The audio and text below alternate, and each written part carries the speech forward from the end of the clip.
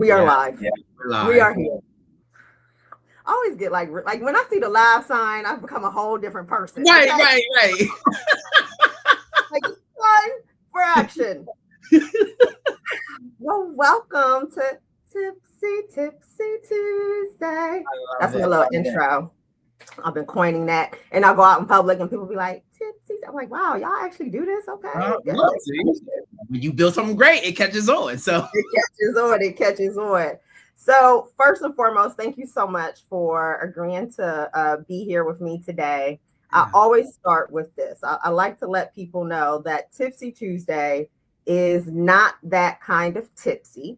You know, they hear it, they think it's about throwing back a cocktail. And I said, if you want to have a cocktail during this hour, feel free.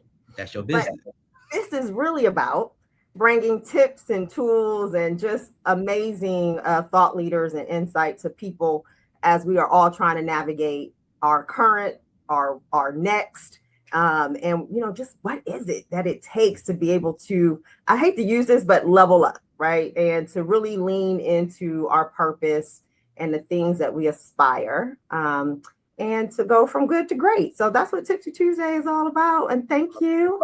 Thank you for having me. I am so excited, and I'm going to love this conversation. This has been my last year of this whole topic. So I'm pumped. I'm ready to go. You ready to go? I love this. I'm ready to go. Drink, it is not alcohol. It is coffee. I am sipping today hydrated liquid water because this is hot, right? I've been over here with the fan and everything. So a couple things. One, you are extra special, Dr. Cornell, because you are our first male guest on Tipsy Tuesday Live. The pressure's on. The pressure is on. I was like, I gotta represent for the men. Big up for the men. Men are very important, and we're going to talk about that. Yeah. And the other thing that I want to highlight is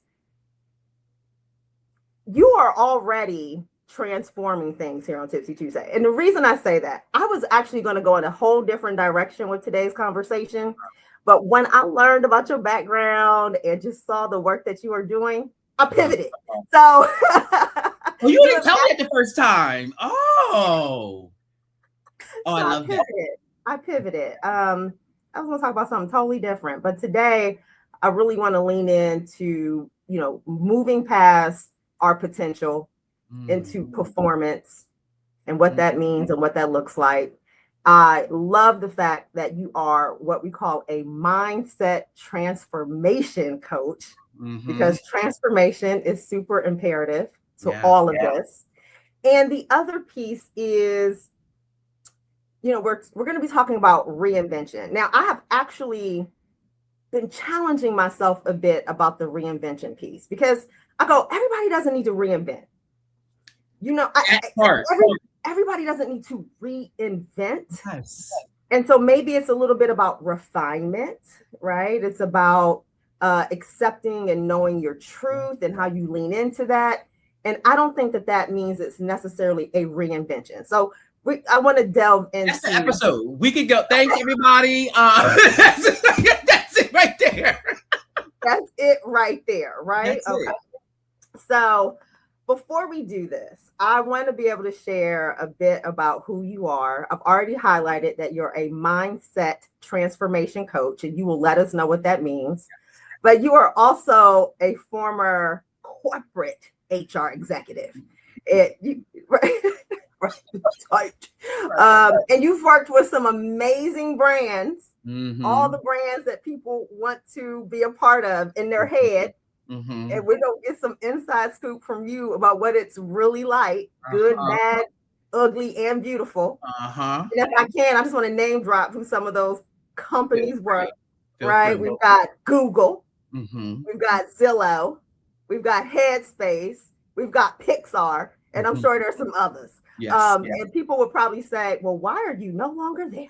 I get that question all the time, right? And so again, I can't wait to jump in. Again, really appreciate your joining.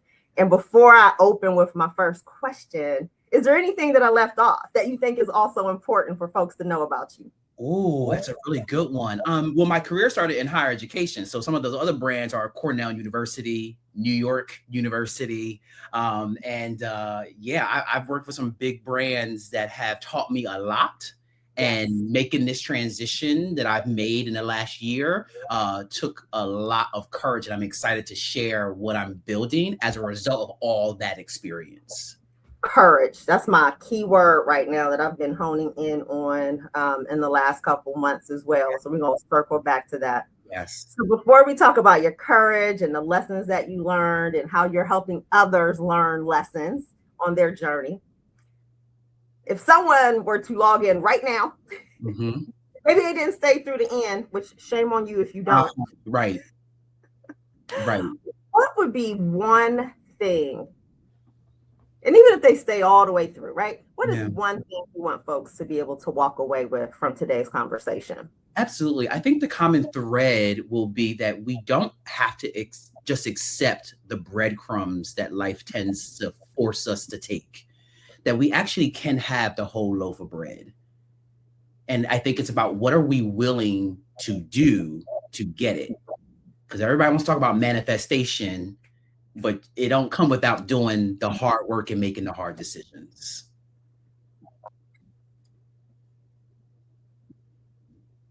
Yeah, absolutely. And I love that because I am often asked by people, Eris, how did you achieve X?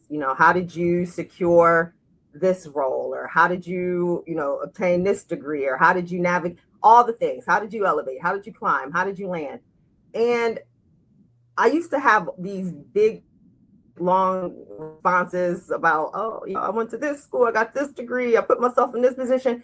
And honestly, where I landed is that it really comes down to a decision, like making the decision to show up a certain way, making the decision to live a certain way, making the decision to be a certain way, and then having the courage to move forward with that, right?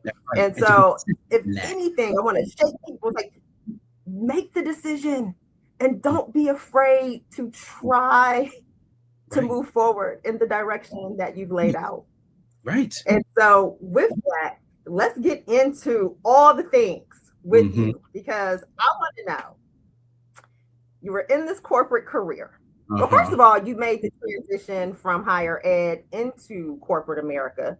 Yep. Talk a bit about that, but then also, what was it that made you say, I'm going to step back from this corporate America life with these Fortune 100, Fortune 500 companies? I mean, and even before higher ed, I was a high school English teacher in Atlanta, Georgia.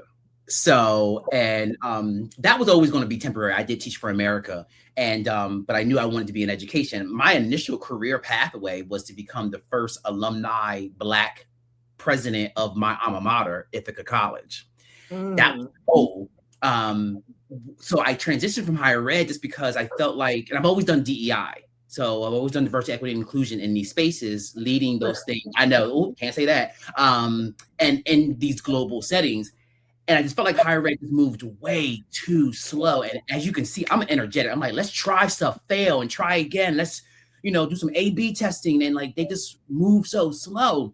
Because you got to have a committee on the committee on the committee to get approval to go to the real committee. I was like, I don't have time for this. And so left there, but also needed to make more money, to be quite frank, right? Generational wealth is real. I help take care of my mom. I have siblings that I support. I have, I got people who I take care of. And I also wanted more things, right? And so making that jump was also choosing that I can still make impact and still make my coin. I don't have to be making less than in order to do good work, which I think is what particularly people of color tend to believe, right? Because we're taught that. Leaving corporate was, and deciding not to go back into it after I left my last role was a real hard decision because the golden handcuffs, right? You make so much money, you're doing so well. And my identity was so steeped in my ability to help people financially. And so if I left the corporate world, left that money behind, who am I then as a man, right? But I had to make the decision that, did I want to continue being unhappy, feeling like I wasn't actually in alignment with my purpose and my values? Or did I want to wake up in the morning full of optimism and joy and peace and live a life that actually did some good for others versus doing things on other people's terms? And that was a hard decision. It took me 3 months to make it. Okay. Went on a mental health leave and did, therapy, did a therapy retreat, and finally made the hard decision that yes, I won't be making nearly as much money as I was, but I will be so much happier. So much happier. And that was the decision that I made. I'm processing all of that because I feel that so many people can relate to that, particularly for us. And one of the words you used was golden handcuffs. Man,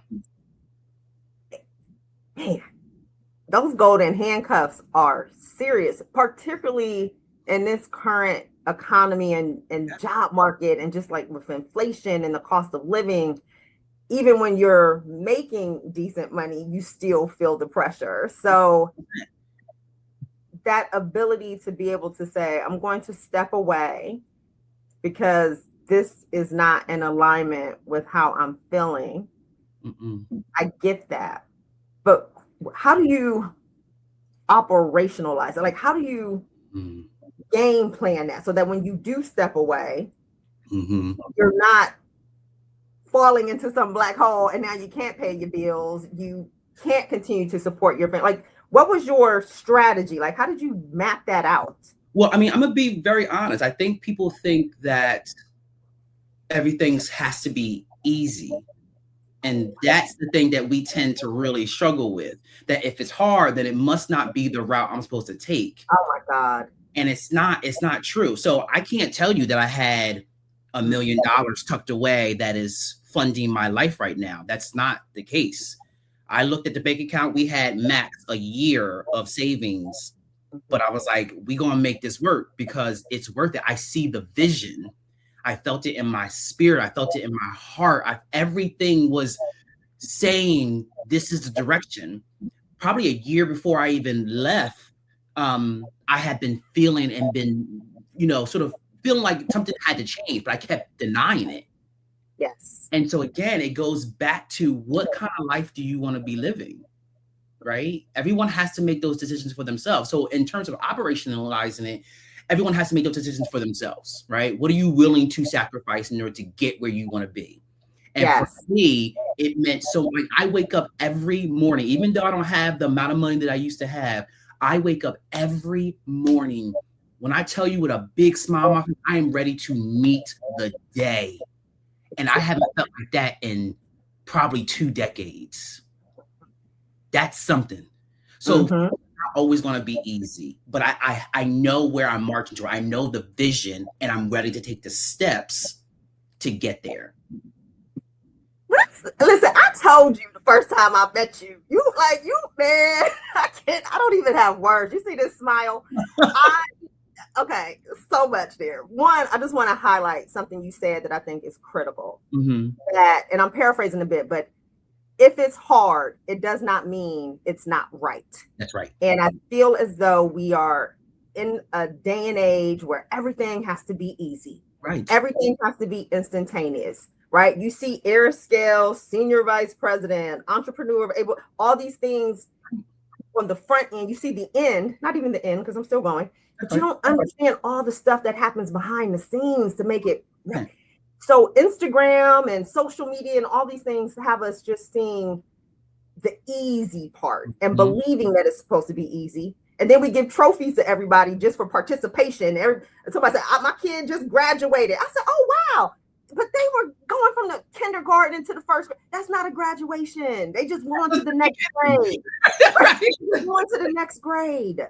And here's the thing, I get the need to build up that sort of sense of self-acceptance, celebration. But I think we do, when we move from one end of the spectrum to another, we tend to jump way over here versus like what's a reasonable level of movement.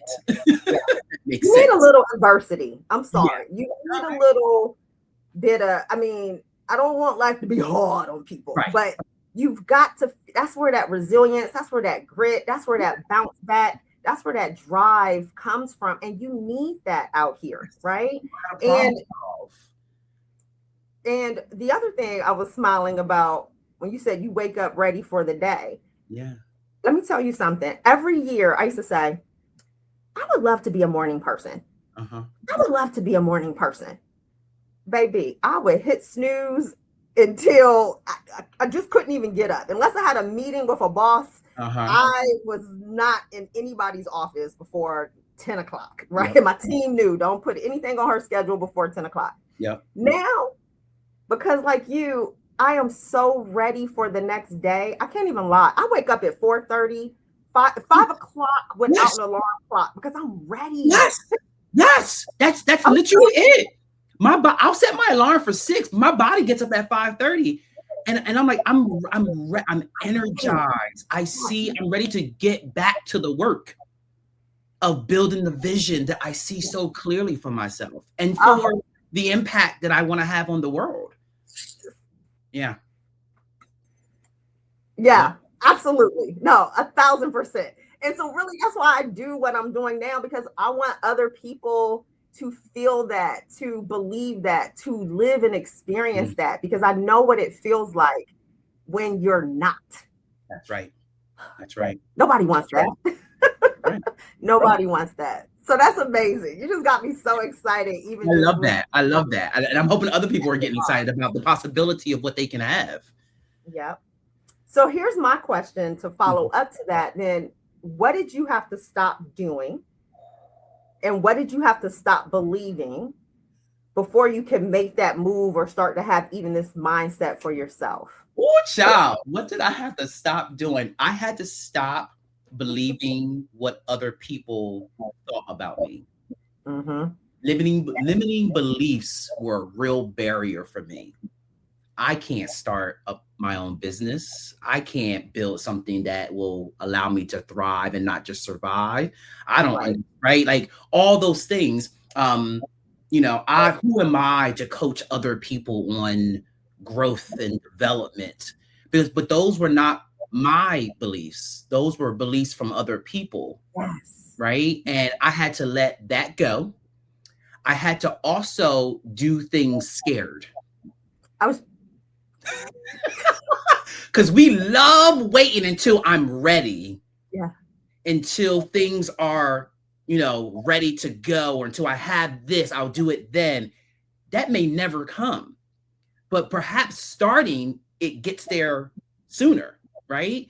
And so I had to let go of fear. Not necessarily let go of fear, because I think fear is a great emotion that actually can be used as data, but also used as something that catapults us forward. I fear every month not having the mortgage. That's moving.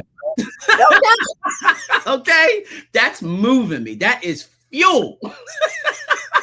Okay? That's right. So that fear is being used. So I had to stop fearing fear. I had to lean into that discomfort. And then I forget the second part. I love that fear is moving you. Yeah. And it's data. Why am I feeling this? What am I fearing? What do I think is going to happen? Start asking myself the questions. And when you start asking yourself, and literally talking out loud, my mom used to talk out loud when I was young. I never understood why. I'm like, girl, what is going on? Now I do it. But when you hear the things that you are thinking in your head out loud, you start going, seriously? Like, stop it, And so you are able to self-motivate and to self-correct and say, no, that's not real. Or maybe that could happen, but I don't know. So I'm going to go try it anyway. And that was a big thing for me. Huge. I think that's where the courage comes from. And, you touched on, and this is not just like, this just happens, right? People, your parents, grandparents, aunts, uncles, friends, your network, your circle are always telling you something. Yeah. You should. Yep. Go get. Yep. This is how. Yep. And a lot of people fall into that. Absolutely. I've done it. And then at some point you go, well, why can't I just do it a little differently? Let Mm-hmm. me try to do it the way I want to do it, Mm-hmm. building off of what others' experience has been. Right. But here's some things that I've learned through some additional exposure, and let me just go try it. That's At right. least if you try it and it doesn't work, you know, okay, oh, let me go back to something else. But if you don't try, You'll never know. you will never know. One of my favorite quotes is, you know, procrastination is the cost of the life you could have lived. And I am a procrastinator, but I would take it a step further beyond procrastination, just not doing, Yeah. right? Not doing will cost you the life you could have lived, even though it was in your head and in your heart and in your gut. Let's go even deeper. Not allowing yourself to even imagine. Ooh. Because there was a point where I wouldn't even allow, people would tell me, why aren't you like doing your own thing? I mean, for like probably almost 20 years now, why aren't you doing your own? I was like, I wouldn't even allow myself to imagine what that could look like, because I had already made the decision. No, I can't do that. Yeah. I can't do that. So it gets even worse when you won't even envision what could be possible, let alone go do it. Mm-hmm. Okay, so then let's go here, because again, you're at Pixar, Yeah. you're at Google, you're at Headspace, you're at Zillow, and your soul was just dying. Dying. That was my first corporate job. I was like, Lord, if I gotta come in here one more day, I don't know what I'm gonna do, right? But what is the cost when you actually decide to stay somewhere that does not fit or align or support who you are as a person, right? When you say these golden handcuffs are more important, or just being able to say I'm the director of HR at Google or whatever, you know, and people get scared, they get comfortable, all the things, and they don't make the move. What does that cost you? I mean, that is different for everybody. And so I also want to be clear that, you know, this isn't a moment where I'm judging people who choose to stay. We all have different lives and have decisions that we have to make, right?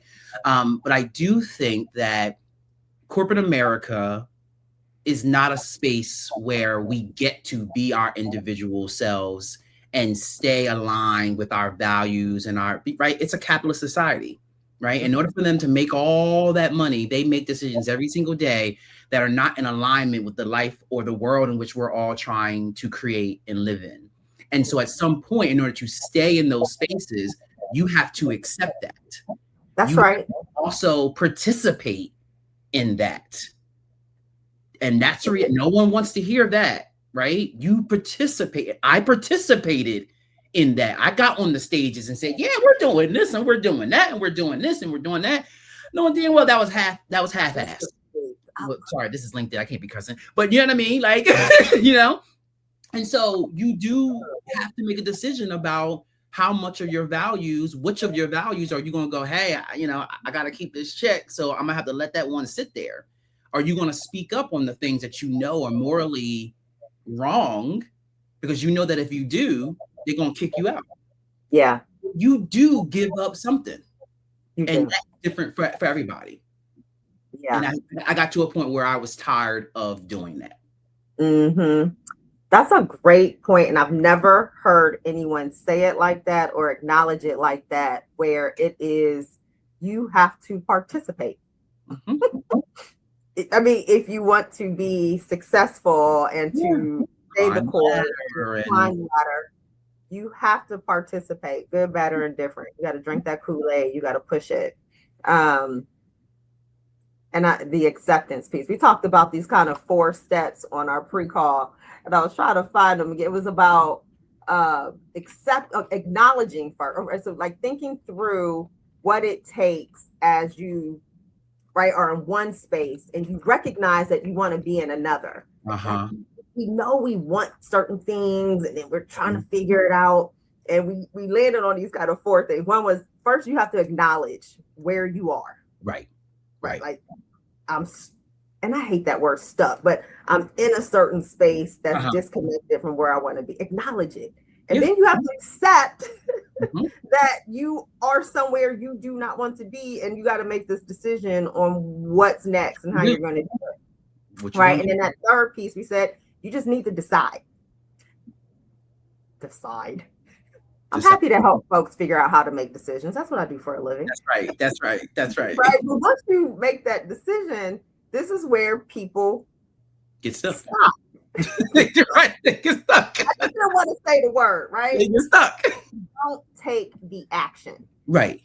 And that's where I want to now go even further with you, because I love this title, Mindset Transformation Coach. And so I'm imagining when people are coming to you, they've already acknowledged, accepted, and made a decision that they want to do something, but they can't figure out how to move into action. And I have a lot of conversations with folks about this. And sometimes they are stuck from moving forward because they still aren't clear. Again, they don't know.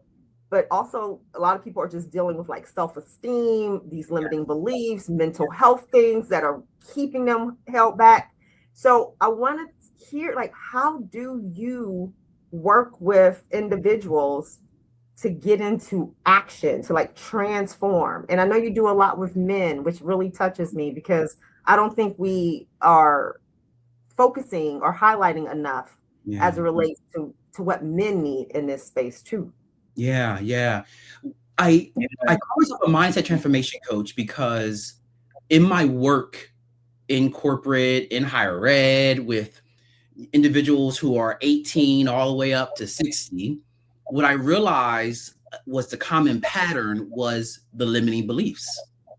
I can't, I shouldn't, or I should, right? You know, I should be doing right. I don't deserve, or I'm not, you know, and those were the hurdles, the barriers that if we could get them to overcome those things, they could actually take action on the life that they want, or the way that they want to show up, the version of the person that they want to be. And so it was about transforming the mind and going, no, actually, I can have that. I can do that. I may fail, but I'm going to try it anyway. Right. And that the idea that failure is like the end all be all and it's the end of the world, and it's connected to their self-worth. So it's really, so when people come to me, you're right. They have made a decision that something isn't working. They're not happy, and something has to change. They may or may not know what needs to change. And sometimes they do, but you're right. The most common piece is, so what do I do to make the change? And it starts with, let's examine your beliefs, your values, how you see yourself, how you see the world. And let's figure out what's holding you back from actually taking the leap and doing what you want to do. And I work with men. When I first started, I was working with people who were in life transitions. And I kept getting this tug from universe, from God, from people being like, it's men, it's men, it's men. And I was like, no, I can't do that. You know, because how are people going to respond to that? Me focusing on men, because male privilege. And I was like, I don't want the backlash. But then I kept going. It just kept happening. And I said, no, I am going to do it, because as a man, I should be working with men, helping men understand, one, what masculinity or what traditional forms of masculinity have stolen from us. Therefore, what we have then stolen from people around us. And the impact that we have on others, right? Traditional masculinity has also stolen from the people around us. I love that. It's a domino effect, right? Yeah. From birth, it's taken our humanity, our vulnerability, our sense of feeling, our sense of asking for help, our sense of being soft, right? Being taken care of. And then we grow up into this hardened shell of a person that then acts and reacts in life, right? So it just becomes a domino effect. I mean, the data is clear on the impact that men have on the world globally. So what are we going to do about it? If we're tired of the idea that a woman would choose the bear over the man, what are we going to do about it? How are we going to show up differently? And how are men going to take over the reins of working with men and give women a break? Right? Give women a break. Put these men together so we women can get a break. Right? Because there are, and the thing is, I went on a year of a healing journey on my own of just like, what do I need to figure out, right, in order to be the man that I want to be? And you see, if you believe the news as a singular narrative, men ain't nothing. Mm-hmm. There's no hope for men, right? Right? I mean, if that's all you see, but when I reconfigure my algorithm on Instagram, you actually see a lot of men who are out there bringing other men together going, it's time to wake up. Yes. It's time to do something different. I like that too. The reconfigure of your algorithm. Sometimes people will talk to me or ask me about something, and I'm serious. I'm like, I don't even know what you're talking about. Like, that's not in my feed. I don't see. And they're like, well, don't you hear? I'm like, I said, no, the people I even talk to aren't talking about these things. And I literally just said last night to someone, I'm gonna have to start like following pop culture so I can have something to talk to some people about. Like following and unfollowing all of it, right? Like all of it. And that's what I had to do. I unfollowed every celebrity I ever followed because I'm tired of celebrity culture, chasing the bag all the time because that becomes your own identity. But yeah, so that's the work that I'm doing, particularly focusing on men, to have a space to land, to be able to release and say, this is what I'm dealing with. This is what I'm struggling with. This is what I need help with. This is the man I want to be. And the impact I want to have, the legacy that I want to have on the world. I love that. The legacy that I want to have on the world. Do you find in corporate America, I mean, I don't know the answer. I want to hear. Right. Men treated differently, Black men from women. Like, we hear, the microaggressions. We hear about a lot of the silent hate. Like, what is that like? How do you navigate that? How do you navigate, child? You gotta make a decision because you either shut up and just deal with it, or you go, no. And I never chose to shut up. That's why I wasn't good for corporate America. I'm a talker. And the thing is, what people don't know, I was gay bashed when I was younger, as a middle schooler, before I even understood what it meant to be gay. And I made a decision at that age that I would never let someone mistreat me because of who they perceive me to be. And that has me into my entire adulthood. So I can't help it when I see something, particularly either someone else being mistreated or me being mistreated, I'm calling that out. That's my value. And so you have those decisions, right? You either shut up about it, or maybe there's a third one where you get, you strategically do things. I don't find that ever really works. Yeah. Or you get loud about it. And go from there. Do I think that men are treated differently? Yeah, right? I think they're treated differently sometimes in a majority of a privileged way. Men get to do and get away with things that women would never be able to get away with. Things that sort. But then you break it down even further. Black men, Latin men, Asian men get treated drastically different compared to white men and things that sort. So there, when you splice and dice the data, there's unique experiences all over. All over. And I don't think that corporate America is the place for men to actually do the healing work. Because in corporate America, it's a go, go, go, go. How are you winning? How are you bringing in the numbers? And when that's the modality, how do you take on a healthier form of masculinity that isn't all about that, where your identity is tied to what you can give to people or do for people? So when you start working with new clients, how do you break down or break through kind of like the signs that are telling you what's standing in their way? Like I'm like, how I want to say this is, how do you get to what the issue is? Like, how do you, right? People show up. It's like, how do you, because I want to know if those listening might be able to apply some of that too. It's like, how do I figure out what's wrong with me? So, and I'm using wrong in air quotes. Like, I don't mean exactly wrong, right. No, 100%. I just want people to listen. Like, I'm not saying, but it's like when we're all sitting going, why can't I? What do I need to do? It's like, how do you break through that? For me, it is backwards planning. So we start with, what is the vision 5 years from now? We paint it real clear, right? What do you want to make? Where do you want to be? Who do you want to be? What do you want people to say about you? What do you want to look in the mirror and be able to say about yourself? Great. Now we essentially do a gap analysis, if you will. Okay. My doctorate is in change management. I can't help it. And so you look at future state, and then and then we sit and have the hard conversation of, so what is now? And that's where you go, well, this and that and this. Got it. What's stopping you from getting here? And really asking them a lot of questions. Do you believe you're worthy of having that? Do you believe that you have the skills to get yourself there? Do you believe that you're allowed to have that? Like, all the questions, and it just starts coming out, and really not forcing, but pushing them to be honest. And sometimes reflecting back to them, I see your body shift when you said that. And I'm telling you, when you had and the men that I work with, they end up going, because I'm literally reading them. That's what I'm trained to do.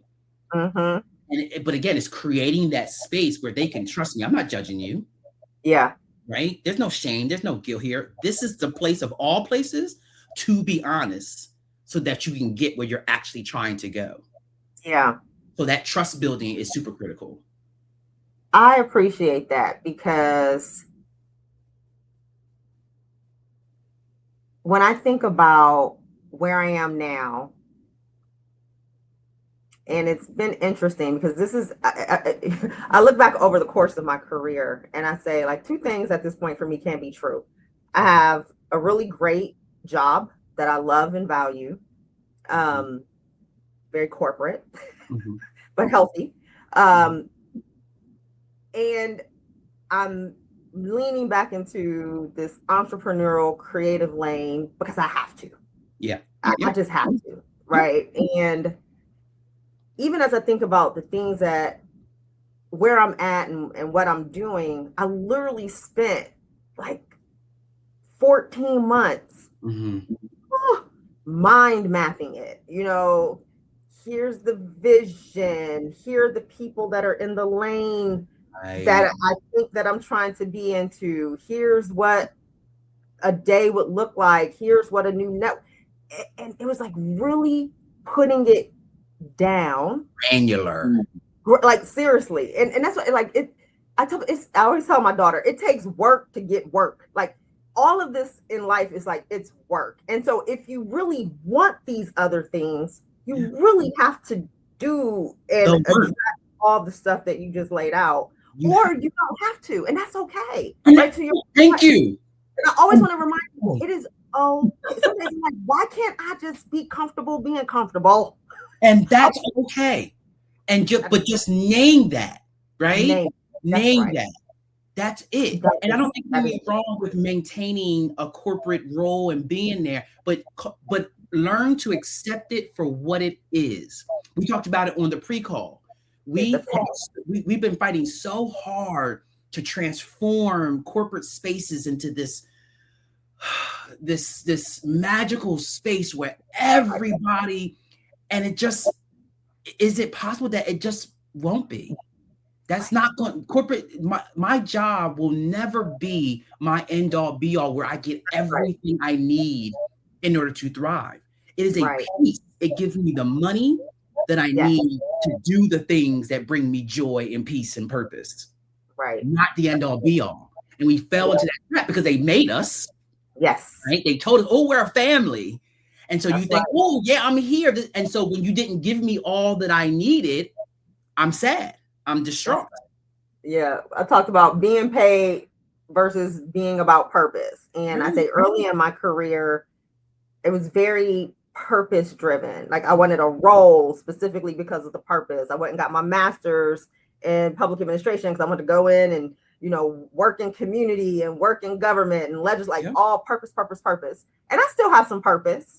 But it's not what drives me. It's not what, because even in those pursuit, Dr. Cornell, of purpose-driven work and purpose roles, guess what?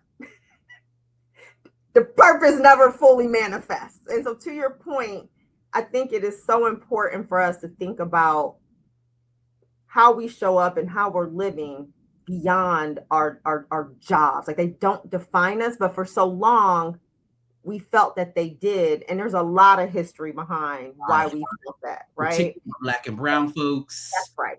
Yes. Yes. Exactly. Right. And so at this point, it's about, I think, moving beyond just a role being what defines you. And that role could be in your job. It could be in your personal life. You know, I'm defined by being a dad, defined by being a mom. And that's my whole identity. I see so many women, they look up and raise these kids. The kids are grown. And now it's like, what do I do? I'm like, oh my God, right? Or they're getting the divorce, all these things. And it was like, so that's why everyone, please, right? Have that courage, make that decision and do the work that it takes behind it. Big piece of the work that I do with people is like, what are all the components of you, right? What are all the things that make you who you are, right? For me, I love Lego.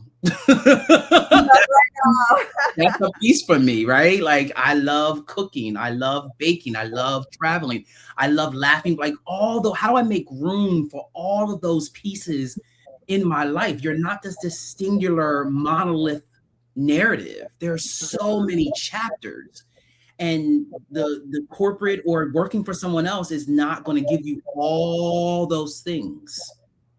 You're going to have to put eggs in other baskets. One way to make room for it is to wake up at 4:30, 5 o'clock in the morning.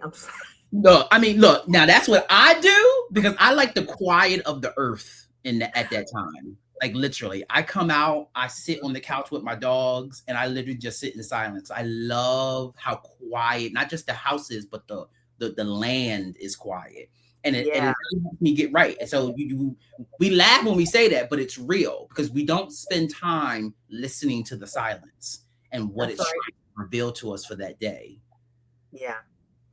The best decisions for me are made in silence. I mean, I can't get clarity without silence and stillness. And I know that when I am not being still and I'm not being silent, I just feel crazy. Like I really do.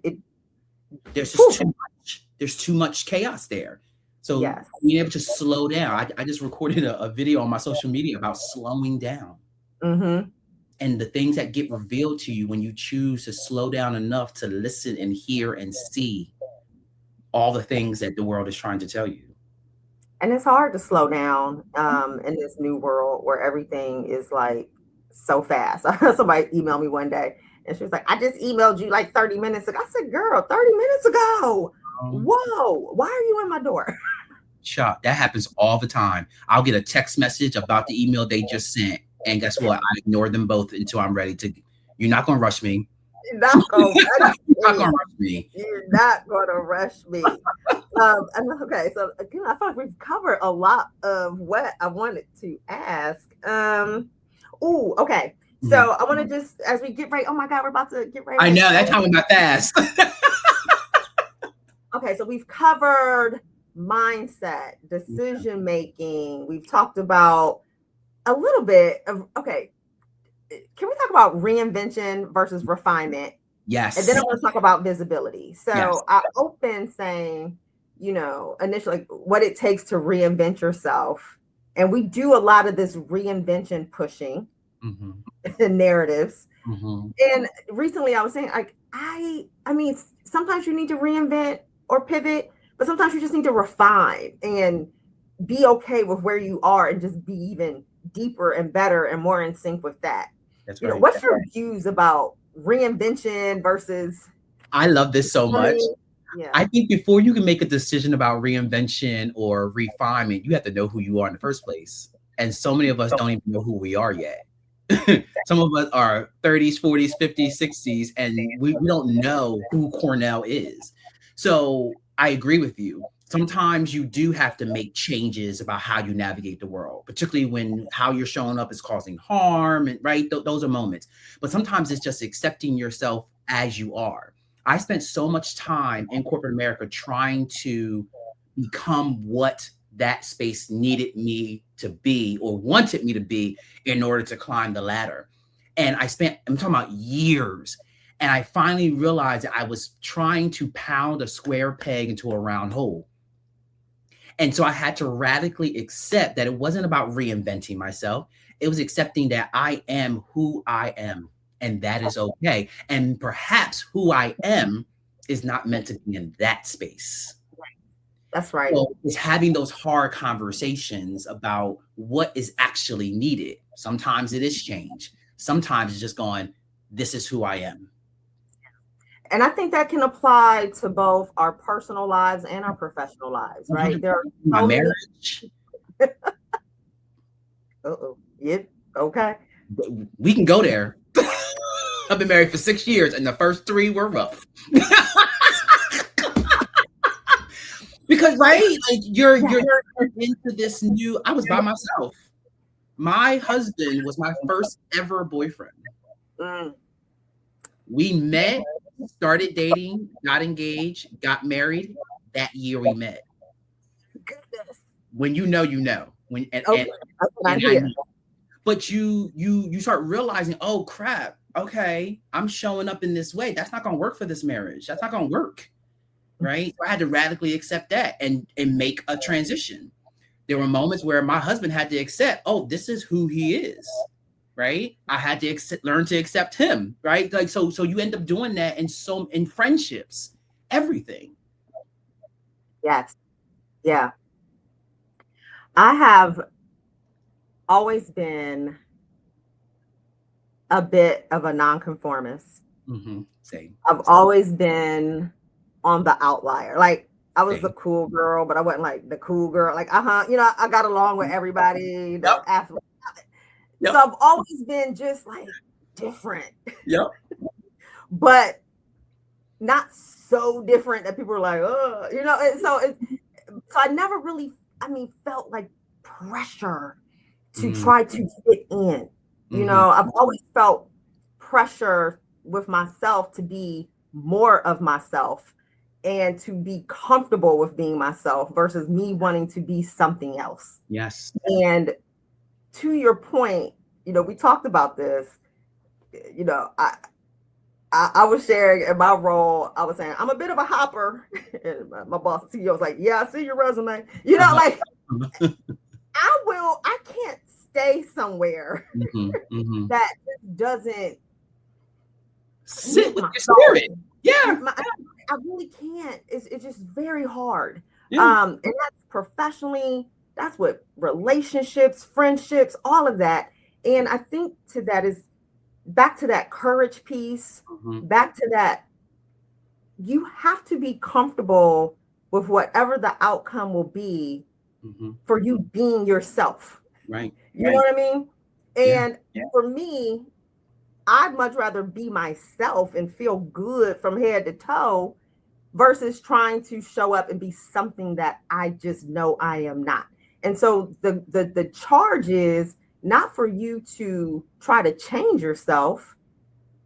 Yeah, be respectful, be responsible, show up, you know, carry your weight. But it's finding that village, it's finding the environment, it's finding the role, whatever, that will accept you for who you are and how you are. Right. And I think when you can get there, that is so rewarding. But first, you have to know who you are. You have to know who you are. Stripping away all the things that everybody has told you you're supposed to be because X, Y, and Z. 100%. And I think another thing, you asked me earlier, what did I have to like stop doing and start doing? I had to start allowing people to just not like me and be okay. I don't care. Because that's rough, right? It's rough when, oh, but I want you to like me. I'm a good person. And at some point you just have to recognize, so that's okay. You're not meant to be, and that's okay. There's a billion people in the world. I'm gonna go find some other people. The 1 or 2 or 3 that do. But guess what? You know who does like me? Me. Right. Because I wake up every morning with a smile on my face, ready to meet the day. That's right. Ready.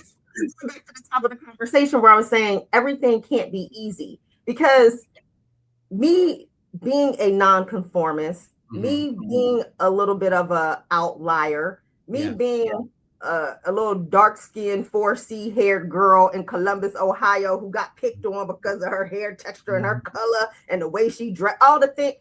It gave me a bit of like, okay, so, people say, oh, you have a certain sense of fashion. I had to get creative, right? I couldn't get all the things. Or like, I've always had to just get creative with all the things. And I felt that gave me a little bit of grit and edge and resilience and bounce back. But if I had gone through life growing up without some adversity and always being the pretty girl, or I'm not saying, or this girl or that, I don't know if I would be kind of who I am. We don't know. Know. But I mean, I think what we do know is that, some type of, I don't say toughness, but like is healthy, right? It's healthy for us to learn how to fall and get back up again, learn how to pivot, learn how to figure out how to get where we need to go when that barrier hits you, because that is just life. That is a part of the human experience. How we respond to it is our choice. And being able to have some failure, particularly for Black people, people of color, immigrant, we haven't necessarily had the privilege, because failure and recovering from it is a privilege. We're not allowed to fail. We're not allowed to fail. We have one missed mark. You're out of a job. You're out of or your family is no longer worthy. Disappointed everybody. And we have to be able to. I remember the first time I got fired from a job, and one of my friends, he said, I was like maybe about 34. He said, "You just got fired for the first time?" I said, "Yeah." He's all. I'm sorry. I was okay. You doing all right? Because I thought that being fired was some type of reflection, and it had nothing to do with my performance. It was all about just personalities and politics and things that I didn't know at that point how to navigate. I know now, but it was good that I had that early in my career, because I learned something. And I think it was Sandra who dropped in this chat, it's the failures and kind of those missteps that give you the lessons, and you need those lessons. Yes, we need those lessons. We have to have the courage to be able to face them. Yes. Because it's not just having the failure. You can't run away from the failure. You gotta run into it and go, all right, what is this supposed to teach me? And face sometimes the things you don't want to. There were times in my life where I wasn't willing to face things that showed me a different version of how I saw myself. Right. Yes. And I had to get real comfortable with like, yep, you're this and that. I'm both that and this. Right. And learning to acknowledge that. And if I don't like that, then what am I going to do to be different? Am I going to accept it, or am I going to change it? Right. That's that reinvention versus refinement. Right. But if you don't like it, then what you going to do about it? What are you going to do about it? What you do? Right there. If you don't like it, if you are unhappy, what are you going to do about it? That's right. Period. That's right. You can be talking about it for 20, 15, 30, 60 years. And as far as we know, we get one life to live, and I will not spend it unhappy and joyless. And this is what I keep telling a lot of the men that I talk to. If you don't like the perception or the image that men are getting in society right now, what are you going to do about it? Get to work. Get to work. Do your work first. Do your work first. Do your work first, and then bring other men along to show them that actually men can also be soft and heal and be strong all at the same time. So then with doing the work and showing others, that leads me into this last piece around visibility. God, you got to come back, Dr. Cornell. Anytime for you. You tell me when. I'll be here. You'll be sick of me because I'm be like, hey, friend. Never. So, all right. So I'm of a certain generation. Okay. In a certain culture where, visibility was viewed as like ego. I mean, right now, as you think about like advancing in life, here we go again. Y'all, I'm using air quotes, but moving up the ladder in your career or expanding your business or all the things that we're doing. So much of it now requires social media. It requires leveraging technology, all the things. But some of us were taught, when you leave this house, you don't tell our business outside.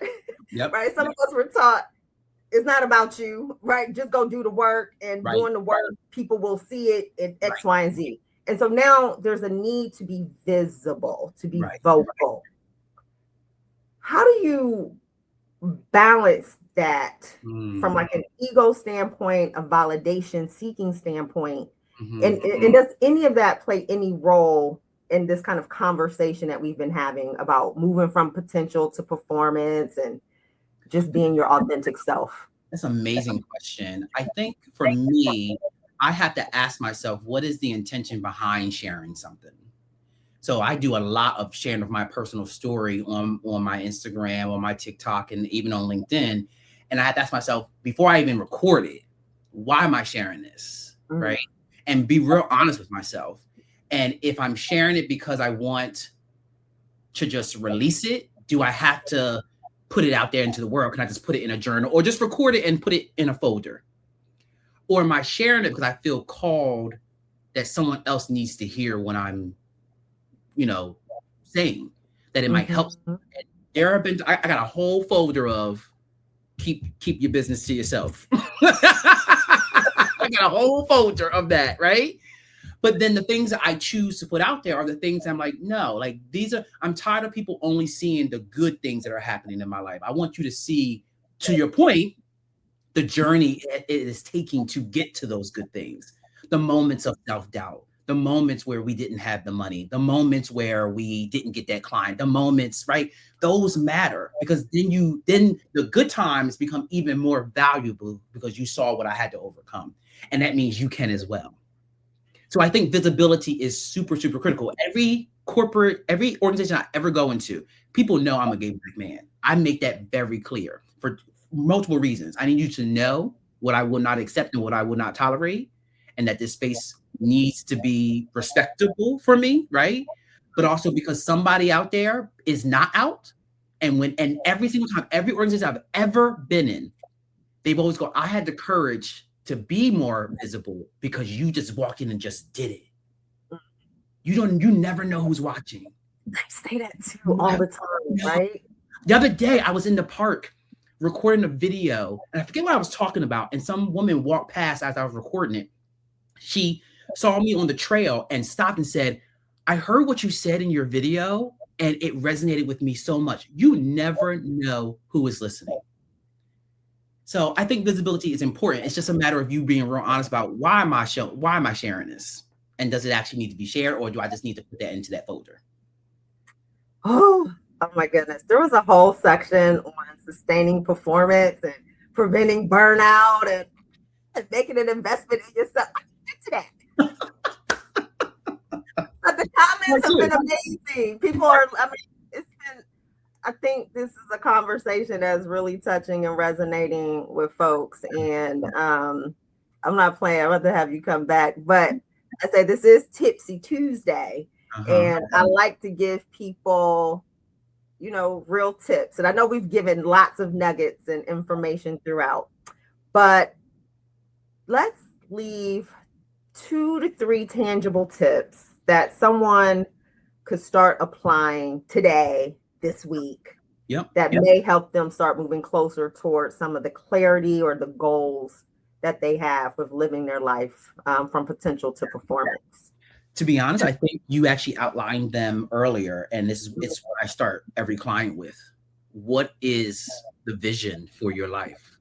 Sit down and write it out. If you don't like writing, record it. Record yourself talking about what it is. Where do you live? How much money do you make? Do you go on a trip every year?